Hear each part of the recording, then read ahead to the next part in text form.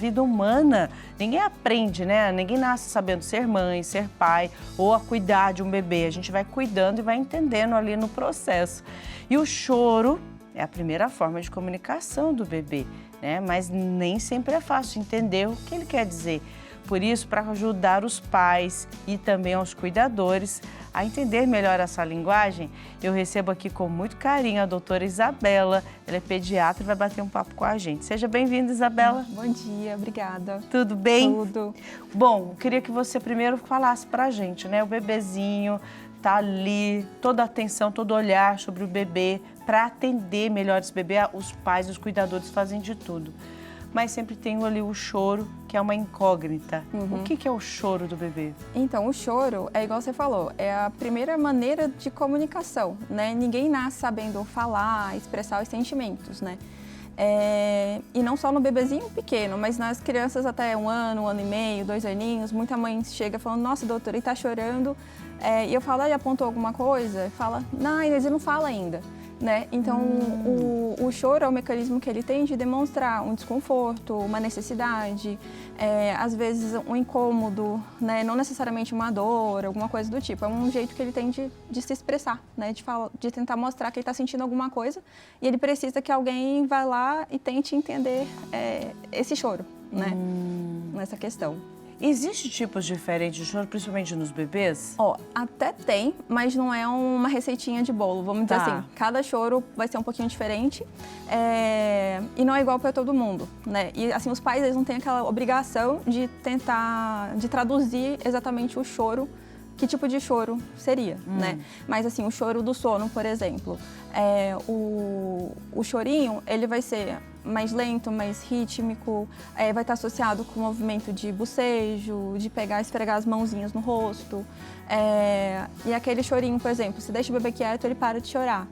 E aí, quando você tenta estimular, acordar, ele começa a chorar de novo, porque ele quer que fique ali, né? Ele quer ficar quietinho, quer dormir. Que é diferente dos outros choros, por exemplo, né? O choro da cólica, por exemplo, que vai ser um choro mais inconsolável, mais estressante ali pro bebê, a mãe coloca no colo e não consegue, né, acalmar o nenenzinho. E aí, o mais importante de tudo não é necessariamente entender o que é o choro, mas o pai, a mãe ou o cuidador tá calmo o suficiente para tentar acolher, né, esse bebezinho ali que está tentando expressar alguma coisa.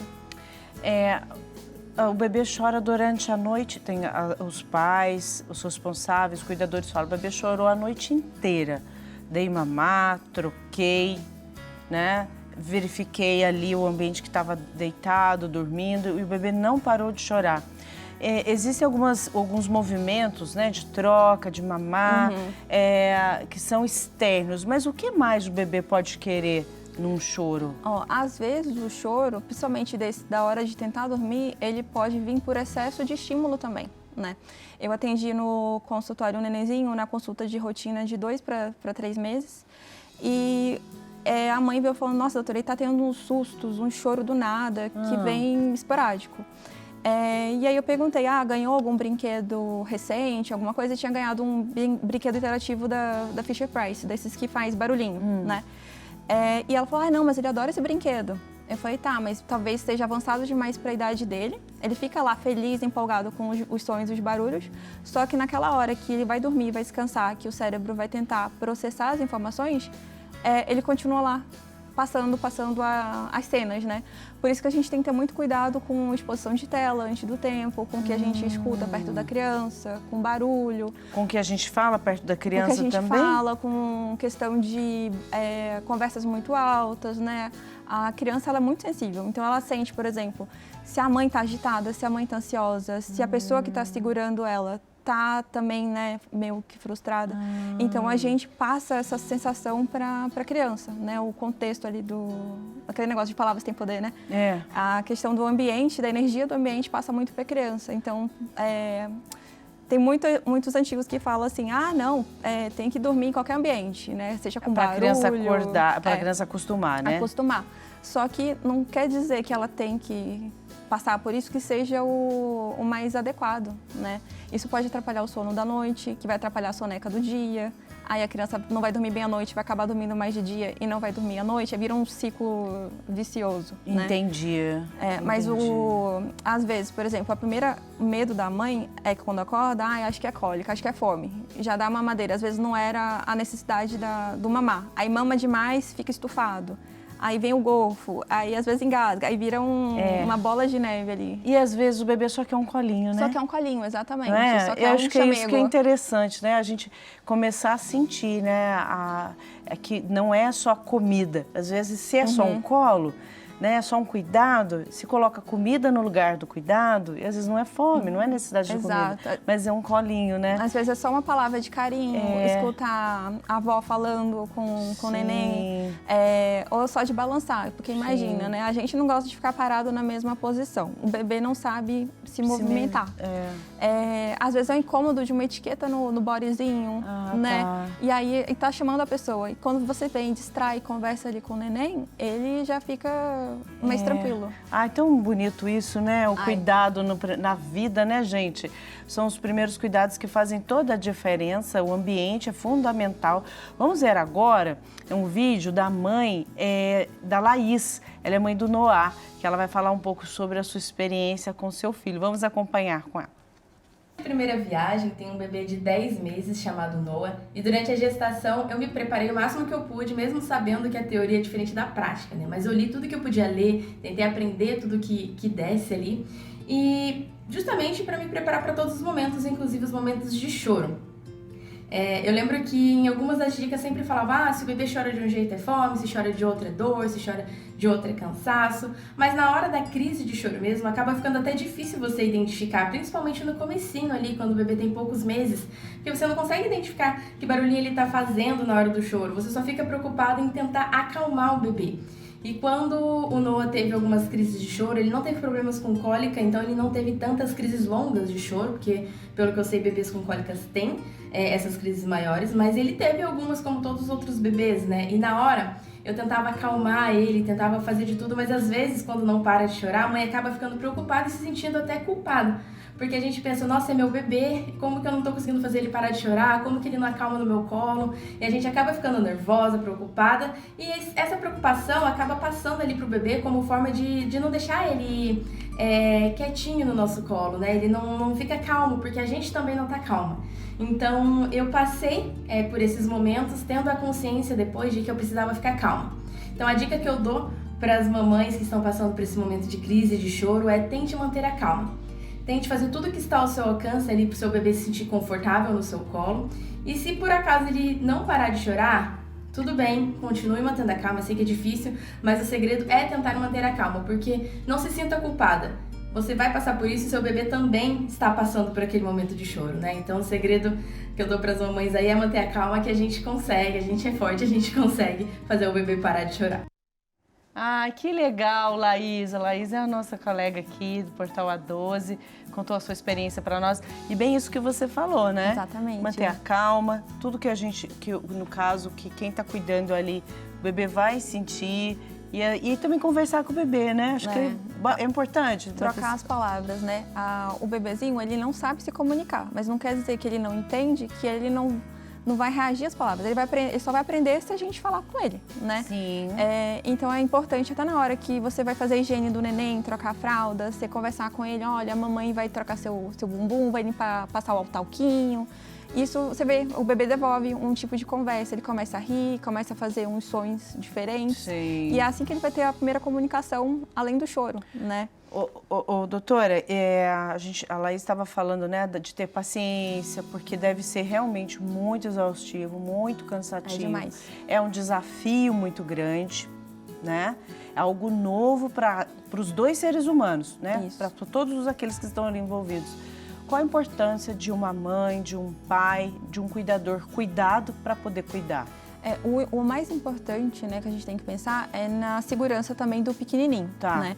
porque com, às vezes, essas crises de choro, não só pela cólica, né, porque a maioria dos casos dos bebês vai ser por isso, mas a frustração de você não entender o que está acontecendo, às vezes leva os pais a medidas extremas, né, às vezes por cansaço, e acontece muito a síndrome do bebê sacudido, né, que é quando o cuidador tenta pegar para acalentar e acaba sacudindo um pouco além do que deveria, né, e isso leva a algumas alterações no cérebro do bebê, porque é muito pequenininho, muito frágil, né? Então, nessa hora do desespero, a gente tem que pedir ajuda, né? E eu sei que é difícil porque nem todo mundo tem rede de apoio, né? E tem muita mãe que fala assim, nossa, mas eu já tive um filho antes e não aconteceu isso. Mas, gente, cada gestação é uma, cada filho é um, não tem... o que deu certo pro seu vizinho não é o que vai dar certo para você toda vez. E eu sempre falo pros pais, né? Você tem que seguir o seu instinto, né? Porque às vezes sempre vem alguém querendo falar, né, o que tem que fazer. Sim. Toda ajuda é bem-vinda, né, vamos dizer.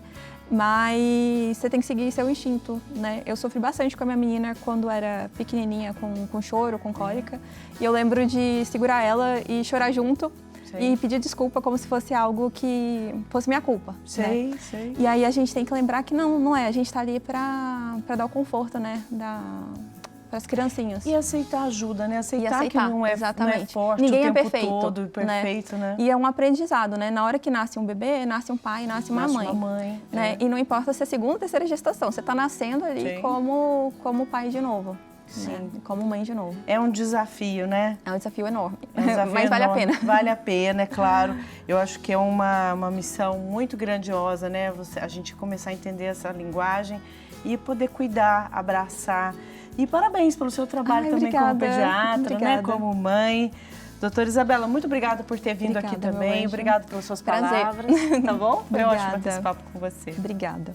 Muito bom, gente. Agora nós vamos acompanhar um vídeo feito pela nossa querida repórter Michele. Ela foi até a paróquia Santo André, em São Paulo, para conhecer um pouco do trabalho das naninhas do riso. Vamos acompanhar e aprender com ela.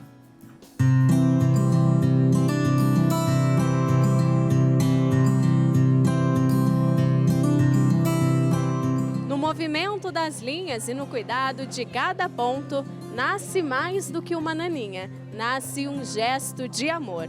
O movimento Naninhas do Riso é uma corrente do bem que acontece na Paróquia Matriz de Santo André e aquece corações em hospitais e creches da cidade. E hoje eu vim conhecer de perto esse projeto que aquece, conforta e espalha o amor de Cristo por onde passa.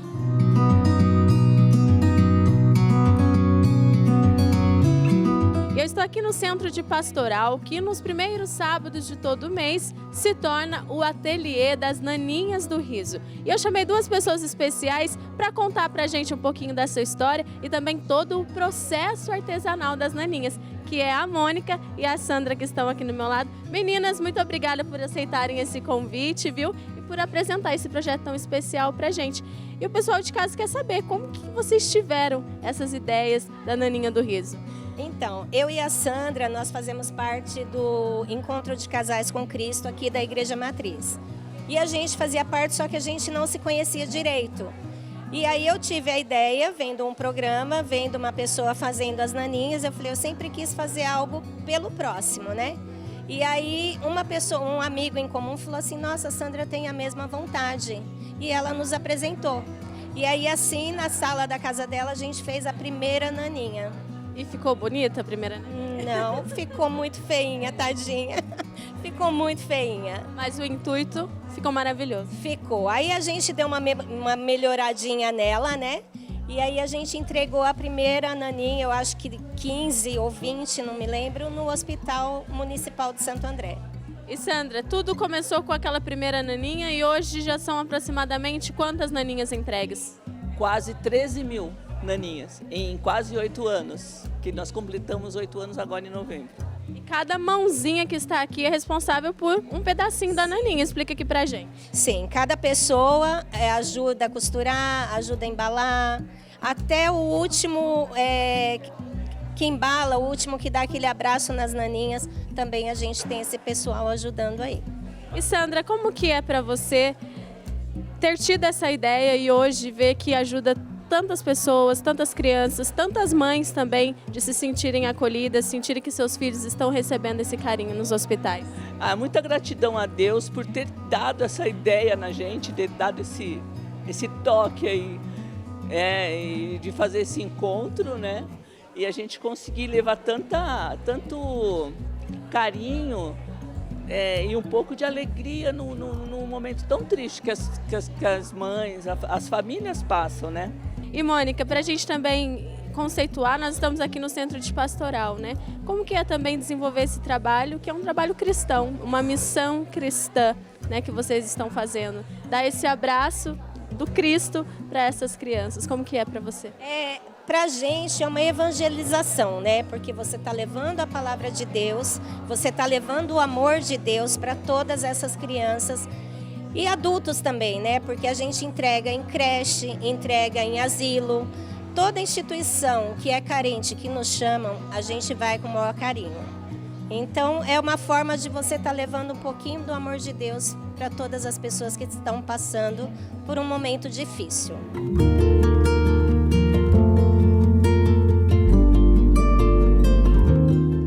Agora que eu estou devidamente credenciada do projeto Naninhas do Riso, eu convidei o Padre Tiago para a gente conversar um pouquinho sobre a importância desse projeto aqui para a Igreja Matriz de Santo André. Ele que é pároco aqui da Matriz.